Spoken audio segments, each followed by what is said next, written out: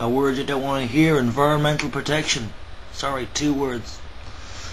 2 things you could do is care about our planet and care about not doing anything that basically goes against the nature, or destroys the nature, or disrupts the nature, or changes the nature, irreversibly changes the nature, such as melting of the ice. It is melting.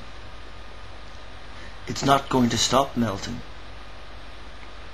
you know, and if it all melts, we are going to have major disruptions, because we won't be able to judge the weather anymore, you know, just like we can't at the moment. Have you noticed when you watch the Weather Channel and they tell you about the weather, sometimes it's actually not correct anymore?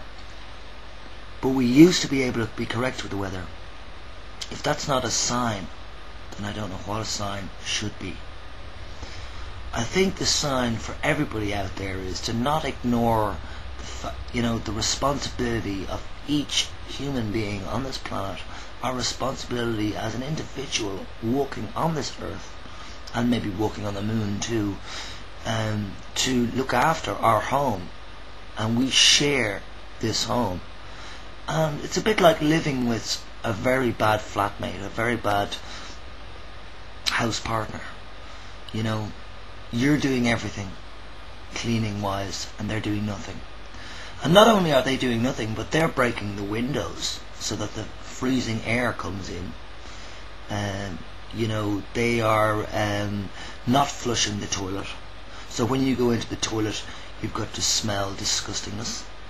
You know, and this is an example of, you know, because certain people don't care about our home, means that our home suffers, and ultimately, you know, breaking windows and not flushing toilets to get the smell out, you know, is obviously going to make a disgusting living space.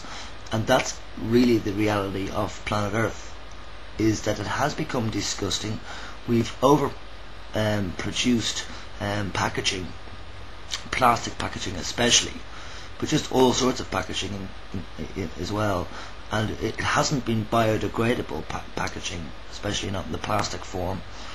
Recyclable plastic sometimes, but you'll notice on many products, especially in the early 90s, they stated they had the Grüne Punkt symbol, which is 3 green arrows, but that doesn't mean recycling. I forget what that means now. I'll look that up and I'll tell you again. But that was just a joke. Not even a joke. It was a very good plan, really. Marketing plan. Put this Der Grüne Punkt label symbol on everything, and people will think that it's recycled. In fact, you saw that Grüne Punkt symbol, which in English means the green point.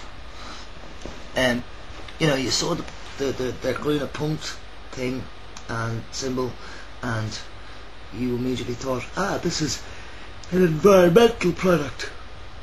And no, it wasn't. You know, many of you'd read in the small little black fine print, it would say this product is recyclable, and people would read the first 3 words, or the third word, just the start of the third word, recycle. You know, they didn't read the end part of a bull. You know, and that's actually it. It was a bullshit disaster. People buying products that they thought the packaging was recycled, but it wasn't. It was only recyclable. You could stick the word recyclable on every single thing on the planet, because everything is recyclable. But us humans, some of us, have not managed to organise the system better, and simply planet Earth is suffering. not only is planet Earth suffering, but humans are certainly going to suffer in the future. I've kept my mouth shut on this issue because, you know me. You don't know me, but I have not given a shit really. I haven't really cared as much as I normally would. I still care, but I haven't really cared in the last 2 years, and it is a fact. And this is a message to my kind XXYs out there who are not taking hormones. They never even knew that they were XXY until late in life, and maybe they don't take hormones or whatever, but maybe they don't have a particularly good quality of life because they're not actually balanced, like I'm showing now at the moment. Though of course I might make a mistake by saying something like that, because then when I do take the testosterone again, I'm on the testosterone another 2 years, you might not see a change in me. That's a good point, but I tell you, up here there'll be a huge change. I will not be thinking negatively, and I'll be feeling better in myself, and I won't bruise as easily. Anyway, straying off the point, back onto the point of planet Earth and environmentalism. The big mistake people made in the terminology of language use in the late 80s and early 90s was they always did campaigns for environmental protection with the two words, the environment. Now, to call the environment, let me say that better. To call our environment the environment, that's what I meant to say, because it's our environment. It's not the environment. If you say the environment, then you're basically segregating that from yourself, and you're talking about an object, a thing away from me, away from us.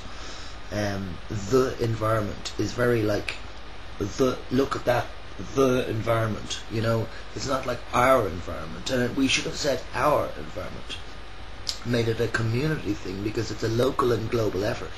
And so far we've had local efforts, and we've had global efforts as well, but they're all failing. The sheep, we call the human beings on planet Earth the sheep for the moment. The sheep need a shepherd on this level. They can't make the individual decisions. The individual sheep cannot make the decision on their own. They cannot have the control or the power, because if you give them the control and power and say, yeah, you make up your own rational mind on this, then you've got the lazy people, you've got the non-believers, and the lazy and the non-believers and all the other types of people that don't bother themselves to protect our environment. These people, it only takes one to start a waterfall, and really the waterfall is flowing now in a bad way. People have, they don't want to know, and I'm sure this video won't even be seen, but you know what? In the eyes of God, if there is one, I at least have done my part throughout my whole life. Never driven a car except 20 minutes in Morocco. Didn't take plastic bags for the first, well, not the first, but from roughly 11, 12 years old to 29 or so. I didn't take plastic bags. I carried stuff in my arms, or I brought bags to the supermarket or shop with me, or whatever. And I instigated, to be honest with you, and I know I did this, I instigated a major shift in thinking in Ireland in general, because I used to go into supermarkets and shops and stuff like that, stores you call it in America, and I used to go in, they automatically put my stuff in a bag because it'd be free, and I'd say no, reduce waste, no plastic, thank you. That's all I'd say, and they got the message, man. So, and also here I'm supposed to heat my heaters, this heater here behind me, should be heated with coal or wood, but you know, I don't heat in the winter. I haven't. No, I heated once in this winter because it's not good to burn coal. It's not good to burn fossil fuels, and it's certainly not good to be burning oil. And we're idiots in that level. Idiots, not thinking of the future.